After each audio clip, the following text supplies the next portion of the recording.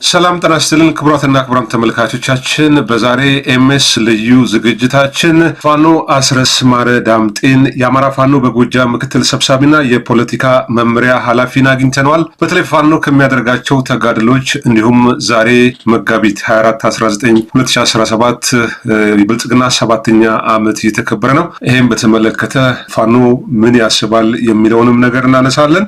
ሌሎችም ጉዳዮች አሉ። ዝግጅታችንን እንድትከታተሉ በአክብሮት እየጋበዝኩኝ ቀጥታ ወደ እንግዳይ አልፋለሁ። ፋኖ አስረስ ማረ ዳምጤ ስለ መልካም ፈቃደኝነት በኤምኤስ ተመልካች ስም ከልብ አመሰግናለሁ። እኔም በጣም አመሰግናለሁ። እንግዲህ ወቅታዊ መረጃዎችን በመለዋወጥ እንጀምር። አስረስ ምናልባት በሰሜን ጎጃም በተደጋጋሚ በፋኖ ኃይሎችና በመከላከያ ሰራዊት መካከል በሚደረጉ ውጊያዎች ንጹሃን ሲቪሊያን ዜጋ የጥቃት ሰለባ እየሆኑ ነው። ከዚህ ቀደም በመራዊ በዳጊ በቢኮሎ አሰቃቂ ነገሮችን ታዝበናል። ማስረጃ መረጃዎችን ይዘን ዘግበናል። ከትላንት በስቲያም ደግሞ በቢኮሎ የሆነው ነገር እጅግ ልብ ያደማል። ወደ 46 በላይ ንጹሃን ዜጎች በሰራዊቱ መገደላቸው ተሰምቷል። ይህም በተመለከተ ያሰባሰባችሁት መረጃ አለ? ወቅታዊም የአውደ ውጊያ መረጃ ካለ እግረ መንገድ ማካፈል ትችላለህ። አመሰግናለሁ ወንድማገ። እንግዲህ እንደሚታወቀው የአውደ ውጊያ መረጃዎች በተለይ ከዘመቻ አንድነት ጋር ተያይዞ በየቀኑ በየአውደ ግንባሩ የሚገኙ ድሎችን እና ሁኔታዎችን በተመለከተ የህዝብ ግንኙነት አመራሮች በየቀጠናው ያሉት ለሚዲያዎቹ በቂ መረጃ እየሰጡ በመሆኑ በሱ ላይ ብዙ አልሄድበትም። ከትላንት በስቲያ መጋቢት 22 ቀን 2017 ዓ.ም ሰሜን ጎጃም ሜጫ ውስጥ ብራቃት በንጹሃን ላይ ዘግናኝ ጭፍጨፋ ተፈጽሟል። እንደነኛ አይነት ዘግናኝ ጭፍጨፋዎች ይህ ጦርነት ከተጀመረበት ዕለት ጀምሮ በየቦታው በየጊዜው ሲፈጸም የቆየ ነው። ምናልባት የአሁነኛው ጭፍጨፋ ከስካውኖቹ ለየት የሚያደርገው በቅርብ ጊዜ የተመረቀ የአድማ መከላከል ኃይል በቀጠናው ከሰፈረ በኋላ በሁለት ንጹሃን ላይ የመከላከያ አባላቱ እርምጃ በመውሰዳቸው ምክንያት በቦታው የነበረ የአድማ መከላከል ኃይሎች በንጹሃን ላይ ለምን እንደዚህ አይነት እርምጃ ትወስዳላችሁ በሚል በተፈጠረ አለመግባባት በሁለቱ ኃይሎች መካከል ከፍተኛ የተኩስ ልውውጥ ተደርጎ 3 የመከላከያ መኮንኖችን ጨምሮ በርካታ የመከላከያ ሰራዊት አባላት በአድማ መከላከሉ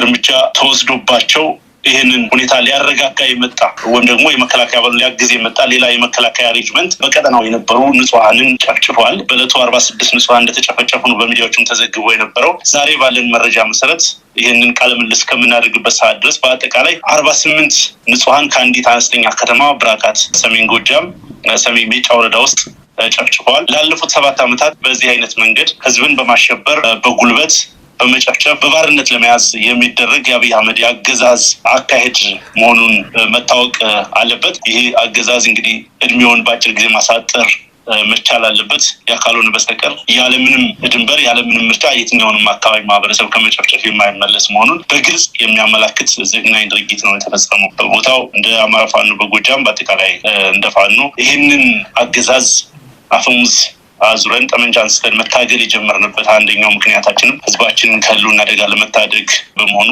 ይህ ድርጊት አካባቢንም ቀጠናንም የማይመርጥ በየትኛውም ቦታ እየተፈጸመን ያለና ነገም የሚፈጸም መሆኑን አውቆ ህዝቡ ከጎናችን እንዲቆም እና የንጹሃንን ደም በፍትህ አደባባይ እንድንበቀል ደራ ማለት ፈልጋለሁ በዚህ አጋጣሚ። መልካም፣ እንግዲህ ወደ ወቅታዊ ጉዳይ እንለፍ። ምናልባት ዛሬ መጋቢት 24 2017 የብልጽግና 7ኛ ዓመት አገራዊ ለውጡ እውን የሆነበት በሰልፍም በስብሰባም በጭፈራ በዳንኪራ ሲከበር ተመልክተናል። በተለይ በኦሮሚያ ከለቀምት ጀምሮ ሸገር ላይ ሲከበር ታዝበናል። የብልጽግና አመራሮችም ከፍተኛ ዲስኩር መገናኛ ብዙሃን ቀርበው ይሰጡ ነው። የብልጽግና አውሮፕላን ከማኮኮ ከፍታው ተነስቷል። ስለዚህ የለውጡን ትኬት ገዝታችሁ በአውሮፕላኑ ተሳፈሩ የሚል ምላሽ ለህዝቡ እየሰጡ ነው። መሬት ላይ ያለው በተቃራኒ ነው። ብዙ የፖለቲካ ኢትዮጵያ ውስጥ የሚገኙ ከ6 በላይ በሰላማዊ ትግል የሚያምኑ የፖለቲካ ፓርቲዎችን አነጋግረን ኢትዮጵያ እንዲህ አይነት የጨለማ ዘመን ገጥሟት አያውቅም የሚል በእነሱ በኩል ምላሽ ሰጥተዋል። በዚህ 7 ዓመት የብልጽግና ትሩፋት የሚሉን ዘርዝረዋል። ምናልባት በእናንተስ በኩል ይህንን ዛሬ የብልጽግና በዓል አከባበርን በተመለከተ ትዝብትህ ምንድን ነው? የጠቅላይ ሚኒስትሩና ደጋፊዎቹ አገሪቷ በዲፕሎማሲውም በፖለቲካውም በኢኮኖሚ እያደገች ነው። ኢትዮጵያ እንግዲህ የመጀመሪያው ምዕራፍ ላይ ትገኛለች ሲል ለገሰ ቱሉም ሲናገር ሰምቼዋለሁ። አዲስ ነገር ነው የጀመርነው ብለዋል። እንደው እንደ ማንጠሪያ አጭር ትዝብትን በዚህ ላይ አካፍለንና ወደ ፋኖ ተጋድሎች እናልፋለን። አመሰግናለሁ። መጋቢት 24 በኢትዮጵያ ታሪክ ውስጥ የጽልመት ቀን ወይም የጨለማ ቀን ተብሎ ሊታወስና ሊታሰብ የሚችል ዕለት ነው። በእኔ አረዳድ ምናልባት ትንሽ ሻድ ወይም ትንሽ ጭላንጭል ነገር አለው ከተባለ በታሪክ አጋጣሚ ህዳሴ ግድብ የተጀመረበት ዕለት መሰረት ድንጋይ የተጣለበት ዕለት በመሆኑ በዚህ አንዲት ትንሽ አጋጣሚ ብቻ የሚታወስ ካልሆነ በስተቀር በአጠቃላይ በኢትዮጵያ ታሪክ ትልቅ መርገምትን ይዘው ከመጡ ቀናት በቀዳሚነት ሊጠቀስ የሚችል ወደፊትም በዛ ደረጃ ሊገለጽ የሚችል ነው። ብዙዎቹ በተለምዶ ለውጡ እያሉ የሚጠሩት ነገር አለ። በጊዜው የዛሬ 7 ዓመት አካባቢ በዚህ ወቅት የነበረው ግርግር፣ የነበረው ፌሽታ፣ የነበረው ሞቅታ እኔን ጨምሮ ብዙዎችን ለተወሰነ ወራትም ቢሆን እንድንታለል ያደረገ በአጠቃላይ በዛ ዘመን በህወሓት ያገዛዝ ዘመን የነበረን በደል፣ ጭቆና፣ የተስፋ ብርሃን ይፈነጥቃል በሚል እሳቤ ኢትዮጵያ ውስጥ የለውጥ አየር ነፈሰ በሚል ተስፋ ብዙ ኢሊቱ ከፍተኛ ቁጥር ያለው ማህበረሰብ በጊዜው ደማቅ አቀባበል ያደረገበትና ተስፋ ያደረገበት ወቅት ነበረ። ወደኋላ መለስ ብለህ ስታስበው አሁን በተለምዶ ለውጥ ብለን የምንጠራው ነገር በትክክል ለውጥ ነበር ወይ? ክልስ ለውጥ ራሱ የኢህአዴግ የእድገት ደረጃ፣ የኢህአዴግ የውስጥ ጉዳይ፣ የኢህአዴግ መበስበስ ይዞት የመጣው በዛ ኢህአዴግ በስባሽ ላይ የበቀለ አዲስ ፍሬ አብይ አህመድና ቡድኑ አዲስ ግለሰብ ሆነው የበቀሉበት ጥቂት በጊዜው ኢህአዴግ ተቃዋሚ የነበሩ ግለሰቦችና ቡድኖችን በዛ ያመራል በሊደርሺፕ ውስጥ አካተው በመምጣታቸው ምክንያት ልክ ለውጥ እንደመጣ ተደርጎ ፐርሲቭ እንድናደርግ ተደርጎ ኢትዮጵያውያን በከፍተኛ ሁኔታ የተሸወዱበት ጊዜ ነው። በንጽጽር ብታየው የዛሬ 7 ዓመት ሀገሪቷ የነበራት ነገርና ዛሬ ያለን ነገር በዛ ዘመን የምንታገለው አካል የሆነ ፖሊሲ ያለው የሆነ ስትራቴጂ ያለው ልትቃወመው ልታነሳበት የምትችል መጥፎም ነገር ጥሩም ነገር ያለው ሲሆን አሁን ግን በአንድ አብይ አህመድ በተባለ ግለሰብ የቅዠት መንገድ ውስጥ የሚመራ ፖለቲካ በዛ መንገድ ውስጥ የሚሄድ መጨበጫ የሌለው ነገ ምን እንደሚናገር ዛሬ ምን እንደሚናገር ነገ ምን እንደሚሰራ መገመት እንኳን የማትችልበት ሁኔታ የተፈጠረበት ነው። አብይና በዙሪያው የሰበሰባቸው ግለሰቦች በጣም አጭር ፖለቲካ እይታ ያላቸው የፖለቲካ ድንቆች ብዙዎቹ ራሱ አብይ አህመድን ጨምሮ ከእግረኛ ወታደር ቤት ያደገ የአብይ አህመድ የአማራ ክልል ወኪል የሆነው አረጋ ከበደ ሚሊሻ የነበረ እነ አብርሃም በላይ እነ ተመስገን ጥሩነህ እግረኛ ወታደሮች የነበሩ እነኝህንና መሰል ግለሰቦችን በመሰብሰብ በአጠቃላይ ለኢትዮጵያ ለነሱ አቅም ለነሱ ወርድና ቁመት በእጅጉ የምትሰፋባቸው ሊያስተዳድሩ ሊረዷትን የማይችሏት ሀገር ሆኖ ሳለ በእነኝህ ግለሰቦች እጅ የገባችበት ላለፉት 7 ዓመታት በከፍተኛ ሁኔታ የእርስ በርስ ጦርነት እየተከናወነበት በጭፍጨፋ በጉልበት በሽብር ሀገር ለማስተዳደር ጥረት ነው እያሳለፍን ያለ ነው። የዛሬ 7 ዓመት አብይ አህመድ ስልጣን ላይ በወጣበት ጊዜ በርካታ ነገሮችን ለስልጣን ቃል ሲገባ ነበረ። በጣም ብዙ ነገሮችን አሁን ካነሳው አንጻር ለምሳሌ ኢኮኖሚያዊ ጉዳዮችን ልናነሳ እንችላለን። በዲፕሎማሲ ረገድ የሚነሱ ነገሮች ባለፉት 7 ዓመታት የተፈጸሙት ልናነሳ እንችላለን። በሰላምና ጸጥታ፣ በዲሞክራሲ በተለይ በኢኮኖሚያዊ ጉዳዮች ያሉትን ብናነሳ ዛሬ ላይ ከፍተኛ በሚሊዮን የሚቆጠር ስራ አጥ ወጣቶች ያሉበት ስራ አጥነታቸው ብቻ ሳይሆን ውሎ ማደራቸውን ወጣው መግባታቸውን እርግጠኛ የማይሆኑበት ሁኔታ የሀገሪቱ እድገት ደረጃ በከፍተኛ ሁኔታ ያሽቆለቆለበት ጊዜ ነው። ረሃብ በእጅጉ የተንሰራፋበት ሁኔታ ነው ያለው። ከዚህ ባሻገር በ6 ወራት ውስጥ በጊዜው ቃል በገባልን መሰረት አብይ አህመድ 6 የስኳር ፕሮጀክቶችን በ6 ወራት አጠናቅቄ ያስረክባለሁ ቢልም አንድም አይነት የስኳር ፕሮጀክት ብቻ ሳይሆን አንድም አይነት ሜጋ ፕሮጀክት አንድም አይነት ሪተርን ያላቸው ትርፍ ያላቸው ድህነትን የሚቀንሱ ለሀገሪቱ ኢኮኖሚ ትሩፋት ሊሆኑ የሚችሉ አንድም ፕሮጀክት ያልተሰራበት ይልቁንም የነበሩት ፋብሪካዎች ጭምር በመለዋወጫ እጥረት፣ በጥሬ ዕቃ አቅርቦት እጥረት ምክንያት በነዳጅ በሌሎች በውጭ ምንዛሪ እጥረት ምክንያት ቆመው ያሉበት ጊዜ ነው ያለው።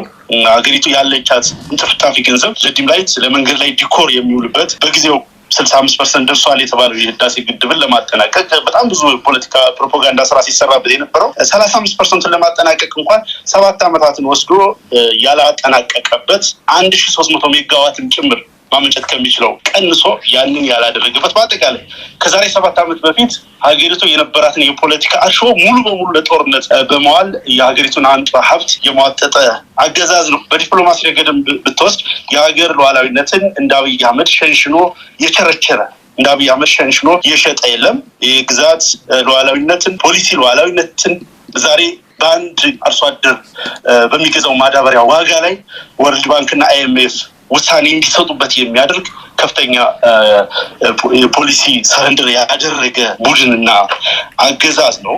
ኢትዮጵያ በጎረቤት ሀገሮቿ እንደ ተኳሽ የምትታይበት ከዚህ ቀደም አንከር ስቴት የነበረች በአፍሪካ ውስጥ በምስራቅ አፍሪካ ውስጥ የተሻለ ተሰሚነት እና ዲፕሎማሲ አቅም የነበራት ሀገር ዛሬ ላይ ህዝቧም ጭምር እንዲጠላ የሆነበት ዘመን ላይ ደርሰናል።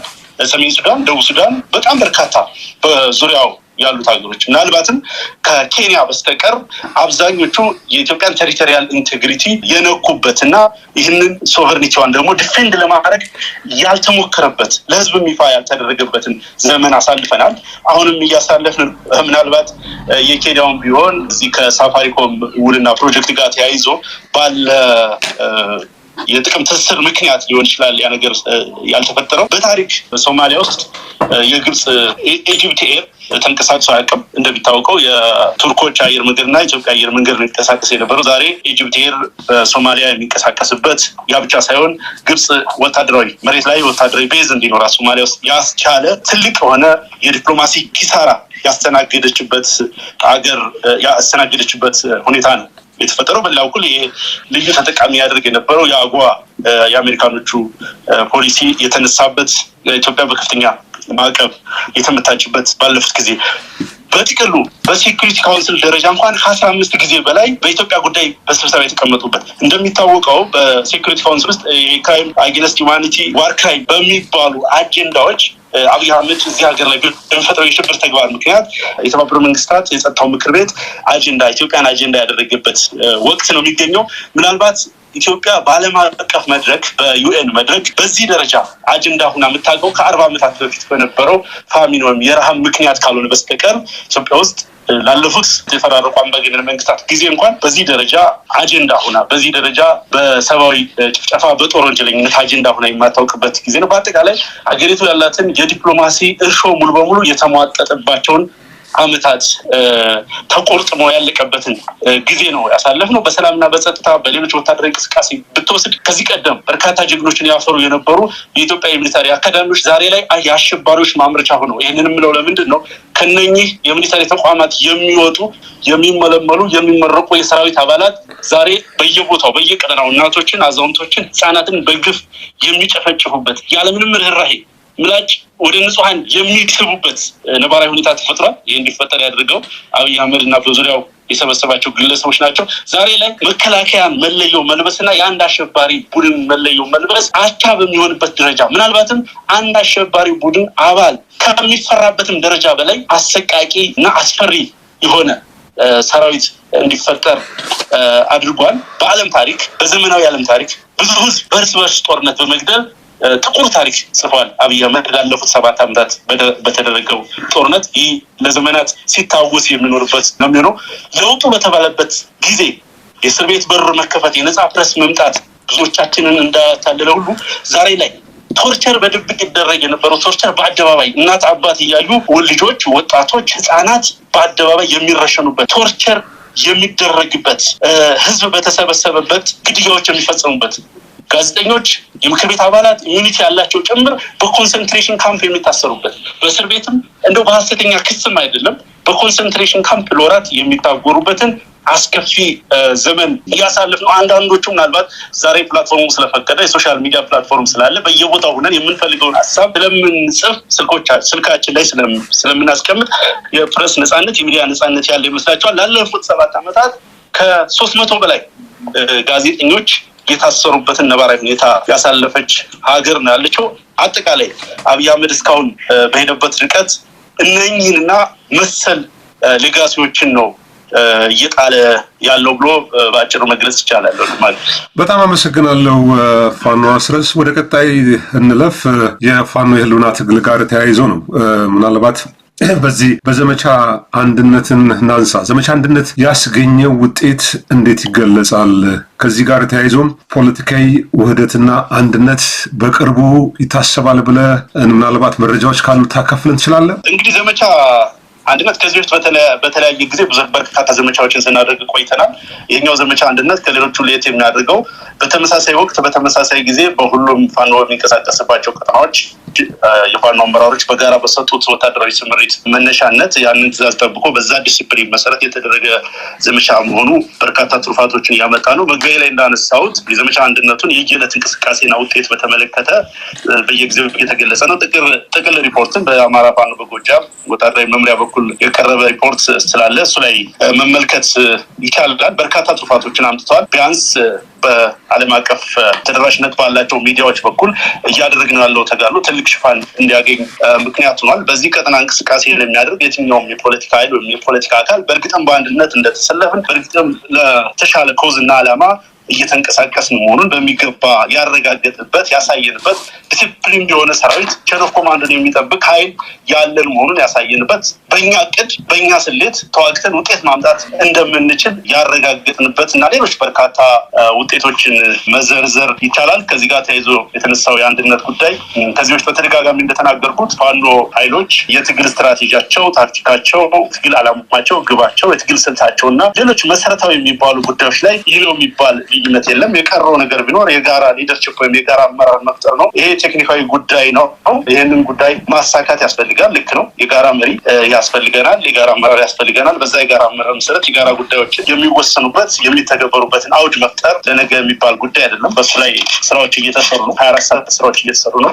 እንግዲህ ከውጤቱ ጋር ብንገናኝ የተሻለን የሚሆን ዞሮ ዞሮ ብዙዎቹ ጥያቄ እንደመሆኑ መጠን ለዛ ጥያቄ በቂ ምላሽ ደው ለይምሰል በችኮላ በሌላ መንገድ ወይም ጫናዎችን በመስጋት በይድረስ የሚመሰረት ሳይሆን በደንብ የጸና በዘላቂነት የአማራን ሕዝብ የሚያታግል አንድ ድርጅት በመፍጠር ሂደት ላይ ነው የምንገኘው። ሲጠናቀቅ በሚመለከተው አካል በኩል ይፋ ይደረጋል። መልካም። ያው ይህን ጥያቄ ያነሳሁት ምናልባት በጊዜ ገደብ ማስቀመጥ ከተቻለ ህዝቡ እንደ የምስራች አድርጎ የብስራት ዜና አድርጎ ነው የሚቆጥረው እና ባለፈው ከማርሸት ጋር ስናወራ 190 አልቋል፣ ቀሪው 10% ቴክኒካል የሆኑ ነገሮች ናቸው ብሎ ነበረ። የፋኖ በአንድ ድርጅት በአንድ ቅርጽ መምጣት በወታደሩም በዲፕሎማሲውም በህዝብ ግንኙነቱም የራሱ አዎንታዊ ሚና ስላለው ለዛ ብዙ ሰዎች በጉጉት የሚጠብቁት ለዛ ነው። ለምሳሌ ከዚህ ጋር በተያያዘ ፋኖ አንድ ወጥ አደረጃጀት ቢኖረው የጋራ አመራር ይኖረዋል። ከዛ በኋላ ምናልባት በፒአር በኩል በህዝብ ግንኙነት የፋኖ አቋሞችን ማንጠባረቅ የሚችል አስተያየት መስጠት ይቻላል። ትብብር ጥሪ ለማድረግም ብዙዎች አሁን ከአማራ ክልል ውጭ ያለ ማህበረሰብ የፋኖን እንቅስቃሴ በጉጉት የሚጠብቁ አሉ፣ በደቡብም በሌሎችም ቦታዎች እና ምናልባት ሰሞኑን ከዚህ ከትብብር ጥያቄም ጋር በተነሳ ፋኖ አንድ ሳይሆን የትብብር ጥሪ ማድረግ ይችላሉ የሚል ጥያቄ ተነስቷል። ከትብብሩ ጋር ተያይዞ ጀነራል ተፈራ ማሞ ከህወሓትም ጋር ቢሆን የአማራን ኢትዮጵያን ጥቅም እስካልነካ ድረስ በትብብር እንሰራለን የሚል ጥያቄ ተነስተዋል። እንዲህ አይነት ነገሮች ልክ አማራ ፋኖ የተለየ አጀንዳ እንዳለው አድርገው የሚያቀርቡ ሰዎች አሉ።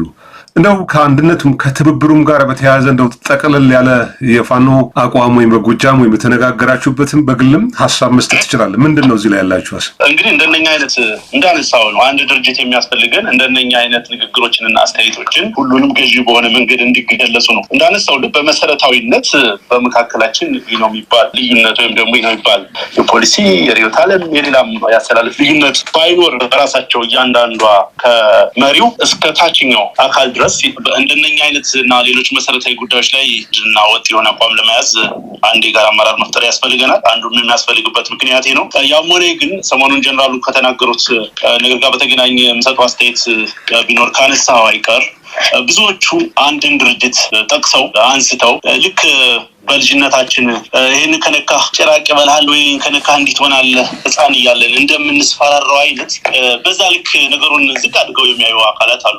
ከሌጋ መስራት ከሌጋ መነጋገር ነውር ነው፣ እንዴት ሆናለህ፣ እንዴት ትሸወዳለህ፣ እንደዛ የምንደራረግበት ዘመን አይደለም። ይህ ትግል በርካታ መሪዎችን ያፈራ በራሳቸው መንገድ በራሳቸው የሊደርሺፕ ስታይል ትግሉን አሁን የደረሰበት ደረጃ ያደረሱ በርካታ መሪዎች ያሉት ትግል ነው። አላማ ያለው ግብ ያለው ደጋግመን እንደምንናገረው ለአማራ የህልውና ትግል ነው የምንታገለው። ይህኛውን የህልውና ትግላችን ከግብ የሚደርስበትን ማንኛውን መንገድ ተከትለን የምንፈልገውን ውጤት ማምጣት እንዳለብን እናምናለን። የተነሳ ሂሳብ ልናወራረድ አይደለም። ሂሳብ ልናወራረድ ሳይሆን በዚህ ሀገር ላይ ፍትህና ርትዕ የሰፈነበት ስርዓት እንዲመሰረት ነው። ብዙዎቹ እንግዲህ ፍትህ ሲባል ትላንት በታሪክ አጋጣሚ ስልጣን ላይ የነበሩ አካላት በዚህ ህዝብ ላይ ያደረሱትን በደል ጭምር በፍትህ አደባባይ መፋረድ አንደኛው መዳረሻ ነው። የትግል ነገ የህዝብ ተመልሶ እንዳይበደል ሌላ የግፍ ዑደት ውስጥ እንዳይገባ ማድረግም ሁለተኛው ግቡ ነው የሚሆነው። እነኚህን መሰረታዊ ዓላማዎችና ግቦች እስካልነካ ድረስ የትኛውም አካል ጋር ለምናስበው ቅዱስ ዓላማ ስኬት ሲባል ስራዎችን መስራት እንችላለን ነው። ጀነራሉን በዛ ልክ ነው የተናገሩት። እኔም የማምንበት በዛ ልክ ነው። አሁን የምንበቀለውን አካል ምርጫ ወይም ሌላ አካል ሌላ እንግዲህ ህልውና ትግል ነው የምናደርገው። ይህንን ህልውናችንን በማንኛውም መንገድ የሚያሳካልን ሁኔታ ማምጣት ነው ዋነኛው ነገር። መመዘኛችን የኛው ቁመና ምንድነው? የኛን አላማ፣ የኛን ግብ፣ የኛን አካሄድ ያ አብሮን የሚሰራው አካል ይቀበላል ወይ? ከልቡስ ይወስዳል ወይ? ያንን የማይወስድ ከሆነ ያንን የማይቀበል ከሆነ ከማንም ጋር ልንሰራ አንችልም። ያንን አላማችንን ሳይቀበል ማንም ጋር እንሰራለን የሚል ንግግርም ከማናችንም አልተነገረም። በነገራችን ላይ በፖለቲካ አሰላለፍ ውስጥ እንደነኛ አይነት ነገሮችን በዛ ልክ ዳውን አድርጎ ልክ በማስፈራሪያ ከዚህ ጋር ይሰራም ከዚህ ጋር ይሰራል ብሎ መፈረጅ በራሱ በዛ ልክ ካራክተራይዝ ማድረግ እኔ የፖለቲካ ኋላ ቀርነት ነው ብዬ ነው ማስበው። በንግግራችንም በተግባራችንም ለአንድም ቀን የአማራን ጥያቄ ኮምፕሮማይዝ አድርገን አናውቅም፣ ልናደርግም አንችልም። የሚታወቁትን የአማራ ጥያቄዎች ከግብ የሚያደርሱ ከዳር የሚያደርሱ እንቅስቃሴዎችን እንቀጥልባቸዋለን። ይህንን ኮምፕሮማይዝ አድርጉ የማይልን አካል ጋር ነገር ግን አንድ ነገር የሚጨምርልን አንድ ተጨማሪ ነገር የሚያመጣልን አካል ጋር አብረን እንሰራለን። እንደሚታወቀው ይህ ሀገር ለአማራው ብቻ አይደለም። የሀገር ፋኖ ብቻውን ታግሎ ነፃ ያወጣው የሚችል አይደለም። የብዙ የፖለቲካ ኃይሎች የጋራ ርብርብ ውጤት ነው እዚህ ሀገር ላይ ዘላቂ ሰላምና ጸጥታ ሊያመጣ የሚችለው። ያ እንዲሆን መስራት ያስፈልጋል። ብዙዎቹ ስማቸው የሚጠቀስ ድርጅቶችም ሆነ ሌሎች ዋነኛው እኛ ጋር ለመስራት ትልቁ መመዘኛ ሊሆን የሚችለው በእነሱ ኮንስቲትዩንሲ እንወክለዋለን በሚሉት ህዝብ በኩል ያላቸው ፖለቲካዊ ውክልናና እውቅናም ነው ሌላኛው መመዘኛ።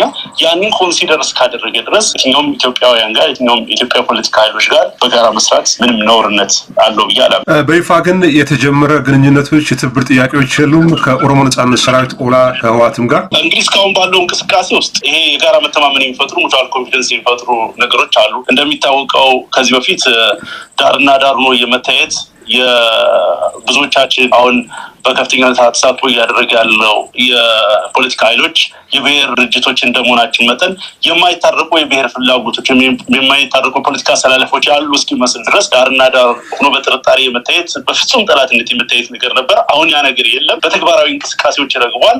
በምናወጣቸው ስቴትመንቶች በንግግሮቻችንም ብዙ መሻሻሎች አሉ። ከዚህ ሙቹዋል ኮንፊደንስ መፈጠር በኋላ ቴክኒካዊ ነገሮች ሊቀጥሉ ይችላሉ። እስካሁን ባለው ሂደት ለሚዲያ የሚቀርብ ለሚዲያ ፍጆታ በሚውል ደረጃ ወይም ምን ሊገልጸው በሚችል ደረጃ አሁን ባለበት ደረጃ ሊገለጽ የሚችል ነገር የለም። ነገር ግን እንዳነሳውልህ በእነኛ መመዘኛዎች መሰረት በጊዜ ሂደት በተግባርም መግለጫ የሚገለጹ ነገሮች ሊኖሩ ይችላሉ። በጣም የመጨረሻ ጥያቄ ላድርገው አስረስ። እንግዲህ ለኤምኤስ በደረሰው የውስጥ መረጃ ብሔራዊ ምክክር ኮሚሽኑ መጋቢት 5 2017 በባህር ዳር ከተማ የአጀንዳ የማሰባሰብ ጉባኤ እንደሚያደርግ ታውቋል። ለዛ ጉባኤ ተሳታፊ የሚሆኑ ተብለው በአማራ ብልጽግና የተመረጡ ሰዎች አሉ። ከሰሜን ወሎ በሁሉም ወረዳዎች ለሚገኙ ከንቲባዎች፣ አስተዳዳሪዎች፣ የፖለቲካ ኃላፊዎች ጭምር ጥብቅ ከሆነ አደራ ጋር መመሪያ ተሰጥቷል። ይሄ ምክክር ኮሚሽን በባህር ዳር መካሄዱ በጽንፈኛው ላይ የምናሳየው ፖለቲካዊ ድል ስለሆነ በእግረ ሜዳችሁን ትታችሁ በየብስ እንዳትጠቀሙ አውሮፕላን ቆርጣችሁ ባህር ዳር ተገኙ፣ ይሄ ወሳኝ ነው፣ ጽንፈኛውን አደባባይ ላይ የምናሰጣበት ነው የሚል የውስጥ መረጃ ለሚስ ደርሶት ነበር ከዛው ከብልጽግና አመራሮች። ይህንን እንዴት ተረድታችሁታል? ባህር ዳር ላይ የሚካሄደው የአጀንዳ ማሰባሰብ ጦርነት በሚካሄድበት ሰሞኑን ባወጣችሁትን መግለጫ የብልጽግና መዋቅር በአማራ ክልል ፈርሷል፣ የጸጥታ ኃይሉም ጸጥታ መዋቅሩም ጭምር ፈርሷል ባላችሁበት ሁኔታ አጀንዳ ስብሰባው መረጣው በምን መልኩ ነው ሊካሄድ የሚችለው? ብልጽግና ያዘጋጀው እንደሆነ ለሚስ የደረሰው መረጃ ያሳያልና እዚህ ላይ አጭር አስተያየት ስጠንና እናጠቃል። ግልጽ ነው እንግዲህ ለሚስ ደረሰ ያልከው መልእክት ይዘቱም እንደሚያመላክተው ጽንፈኛውን ራቁት እናስቀራለን ባህር ዳር ላይ በመሰብሰብ ማለታቸው በእርግጥ መልማቸው ባህር ዳር ላይ መሰብሰብ እንደሆነ በግልጽ የሚያመላክት ነው። መፍረሳቸው በግልጽ የሚያመላክት ነው። የአማራ ክልል የሚባለው ግዛት ባህር ዳር ከተማ ብቻ አይደለም፣ በርካታ ከተሞችን የሚያቀፍ ከ170 በላይ ወረዳዎችን የሚይዝ ነው። በእነኚህ በ170ዎቹ ወረዳ ምናልባት ከ4 ከ5 በስተቀር አንዱም ላይ መንግስታዊ አገልግሎት መስጠት የማይችል አገዛዝና አገዛዝ ፈርሷል፣ ተጠናቋል። መኖሩን ለማሳየት እንግዲህ ጠቅላይ ሚኒስትሩን በቅርቡ ሲያደርግ እንዳየ ነው ባህር ዳር ላይ ብስክሌት በመንዳት እርግጥ የአማራ ክልል መንግስት በህይወት መኖሩን ለማሳየት ከፍተኛ ጥረት ይደረጋል። ብዙ ሽርጉዶች ይደረጋሉ። ለእያንዳንዱ በነገራችን ለዚህ አጀንዳ ለሚሰባሰብ አባል ለእያንዳንዱ እስከ 30 ሺህ ብር ድረስ አበል በመክፈል ነው የሚመጡት። ፎርዛት ማተር ከየወረዳው መጡ ይባላል እንጂ የብልጽግና አመራሮች የራሳቸውን የስጋ ዘመዶች እየሰበሰቡ በአውሮፕላን እየጫኑ የሚያመላልሱበት ነው። ስለ ምክክር ኮሚሽን ስለተባለው አካል ከዚህ በፊት እንደገለጽ ነው ፖለቲካ ድለላ ስራ የሚሰራ አካል ነው። አብይ አህመድን ፕሬዚዳንት አድርጎ ወይም በሌላ የሚመኘውን ነገር አድርጎ ማጠናቀቅ ፕሮጀክት ይዞ የተነሳ ስብስብ ነው። ለዚህ ሀገር ሰላምና ደህንነት፣ ጸጥታ አንዳችም ፋይዳ የሌለው በተዋጊ ኃይሎች ወይም ደግሞ የፖለቲካ ተሳትፎ እያደረግን ባለን ኃይሎች ይሁንታ ያልተመሰረተ ምንም አይነት ፖለቲካዊ ግብ እና ሰላም ብሔራዊ መግባባትን ሊያሰፍን የማይችል ቡድን መሆኑ ይታወቃል። ምስረታው ጊዜ አብይ አህመድ እንደተናገረው ሽግግር የሚባል ነገር የለም፣ እንዲህ የሚባል ነገር የለም። አስቀድሞ አጀንዳውን ጭምር ሴት የተደረገለት ስብስብ ነው። በራሱ መልእክቱ ይዘቱ በአውሮፕላን እንጓጓዛለን ማለታቸው፣ ባህር ዳር ላይ በመሰብሰብ ፖለቲካ ስራ እንሰራለን ማለታቸው መሸነፋቸውን በትክክል የሚያሳይ ነው። ፖለቲካ በጣም አመሰግናለሁ። እንግዲህ ብልጽግና 7ኛ ዓመት ላይ ስለተገናኘን ምናልባት በ8ኛ ዓመቱ ከእናንተ ምን ይጠበቃል? ብልጽግና ለአባላቶቹና ደጋፊዎቹ የአየር ላይ ባስ ገጥመናል፣ ከአፍሪካ ብቸኛዋ የተለየች አገር እናደርጋታለን፣ ተወንጭፈናል እያሉ ነው። ምናልባት በ8ኛ ዓመት መልእክት አለ ለብልጽግና አባላትና ደጋፊ? መሽቷል። ጀንበሯ ለመጨረሻ ጊዜ ሳትጠልቅ ከንጹሃን ጎን ከፍትህ ጎን እንድትቆሙ ጥሪ ማቅረብ እፈልጋለሁ። ብልጽግና የሚባለው ስብስብ የአንድ የሚቃዥ ግለሰብና ጥቂት በዙሪያው የሰበሰባቸው ግለሰቦች ቅዠት እንጂ ፓርቲም አይደለም። የፖለቲካ ቁመናም የለውም። ኢትዮጵያን የመምራት አቅምም የለውም። ይህችን ሀገር ወደ ጽልመት ሙሉ በሙሉ ይዞ ከመግባቱ በፊት ከህዝብ ጎን እንድትቆሙ በዚህ አጋጣሚ ብልጽግናን ለምትሉ ሰዎች ጥሪ ማቅረብ ፈልጋለሁ። በጣም አመሰግናለሁ። ፋኖ አስረስ ማረ ዳምጤ የአማራ ፋኖ በጎጃም ምክትል ሰብሳቢና የፖለቲካ መምሪያ ኃላፊ ከኤምኤስ ጋር ባደረገው ቆይታ ለሰጠን መረጃም ማብራሪያም በተመልካች ስም ከልብ አመሰግናለሁ። ክቡራትና ክቡራን ተመልካቾቻችን ከፋኖ አስረስ ማረ ዳምጤ ጋር ያደረግነው ውይይት ይህንን ይመስል ነበር። አብራችሁን ስለነበራችሁ ምስጋናችን ከልብ ነው። ሰላም።